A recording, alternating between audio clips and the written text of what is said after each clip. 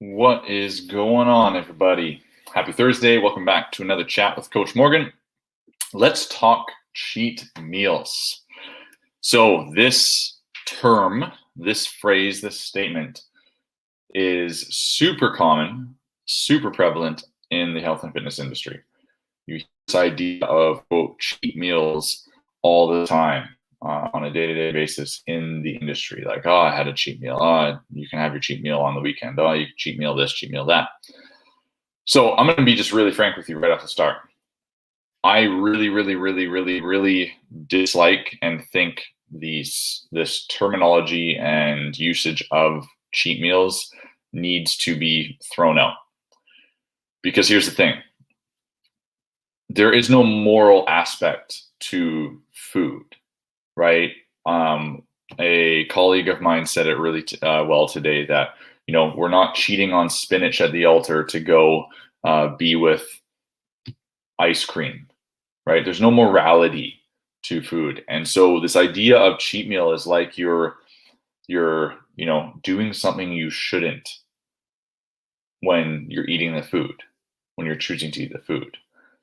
And I know that, this stems from typically you hear it kind of in the bodybuilding world of having, your cheat meals on the current diet, on a current protocol, and then you have the meal that's sort of off the protocol.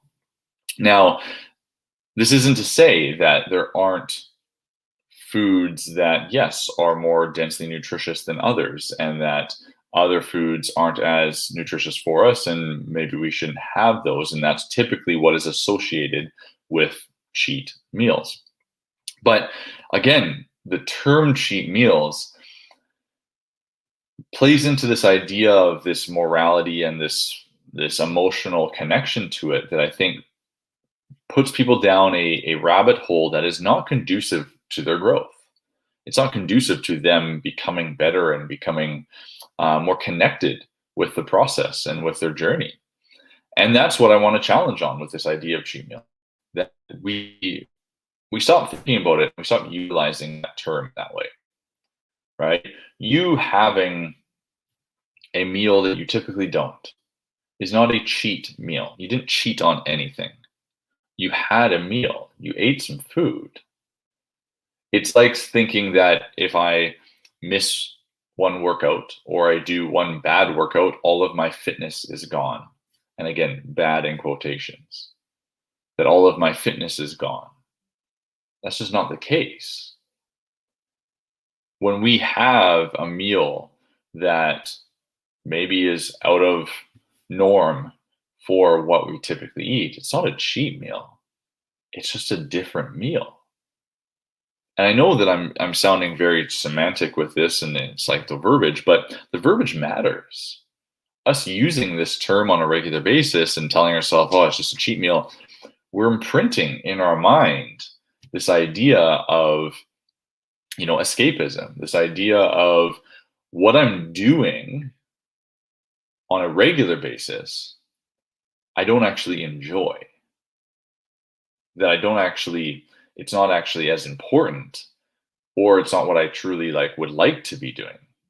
Because this idea of this sort of cheat meal is like, ooh, I'm doing this other thing. I'm having this cheat meal that's like, oh, it's so good, it's so tasty, it's so whatever, compared to my other thing. It gives me some other kind of stimulus compared to my other thing. But that's just a morality construct that we create in our mind.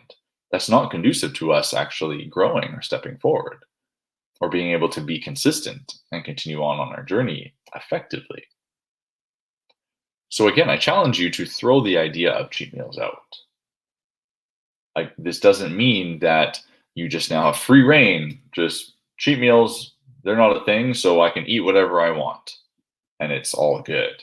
I'm not saying that. We still have to be conscious about what we're putting in our body. We still have to be conscious about how we are absorbing food, what we're absorbing. Are we providing our body what it needs to do the things that we are asking of it? Right? Are you eating for what you're doing? We still need to be cognizant of that, and we still need to maximize the foods that we eat. We need to think about the foods we eat, and are we putting stuff in our body that is nutrient dense, effective for us as a human being, our biology, our chemistry, how we absorb foods, what is truly down to our species as a human. Are we doing that? Are we eating things that are fueling us for what we're about to do? Are we eating things that we enjoy within context, within constraints, right? All of you have heard me say it before. I love Haagen-Dazs ice cream. I love pie. When I eat those things, it is not a cheat meal for me. That is not at all what's running through my mind, right? I will go to my in-laws and have a pie put down in front of me that's been made basically just for me because they know that I'm the only one that's really going to eat it.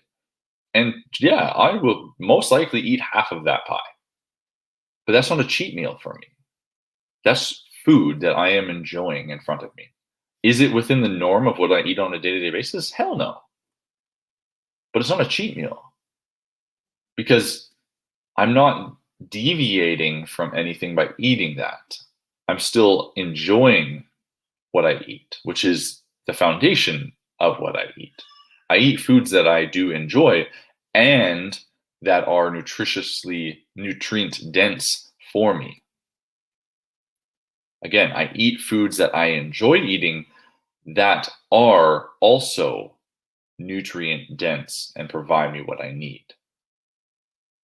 I do have those other foods that you could say aren't the highest density from a nutrition standpoint, aren't going to give me all the things that I need. I enjoy those as well. And in the process of enjoying them in moderation, in amounts that aren't on a regular basis, I enjoy them. I like them.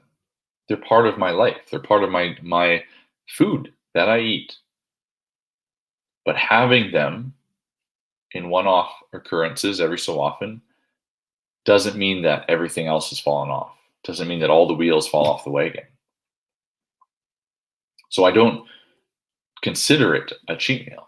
And that terminology needs to stop because it's just creating too much of a negative construct around food for people. And it just changes our thought process and creates a habitual pattern that actually we can start to create habits within our own self by using that terminology that don't serve us. Because by continuing to use that terminology, there's an association to it.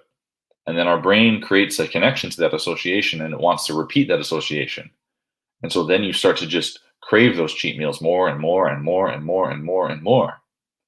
And then all of a sudden, those cheat meals just become 2 occurrences, 3 occurrences, 4 occurrences, 5 occurrences in your week. And then is that actually a cheat meal anymore from the traditional sense of how it's been used for however many years? Or have you just adopted a new habit of how you eat because of using that terminology to begin with? So I challenge you, if you have used that term or you've heard that term used before, I challenge you to work to remove it. Cheat meals aren't a thing. We're not cheating on anybody. You're not cheating on spinach to go have a scoop of ice cream.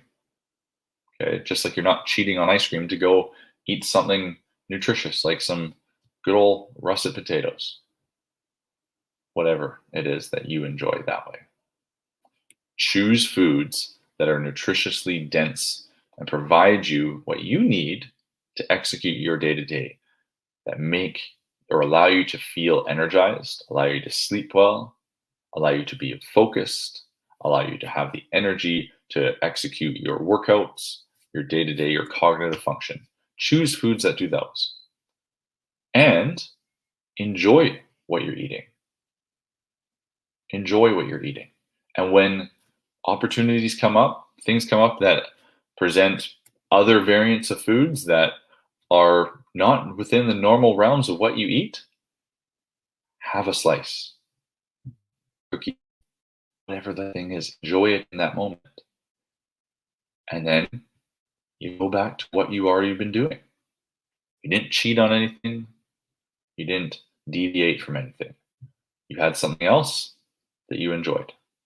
And now we're back to the other things that we enjoy that we know give us the fuel that we need. Let me know your thoughts on this. Level up.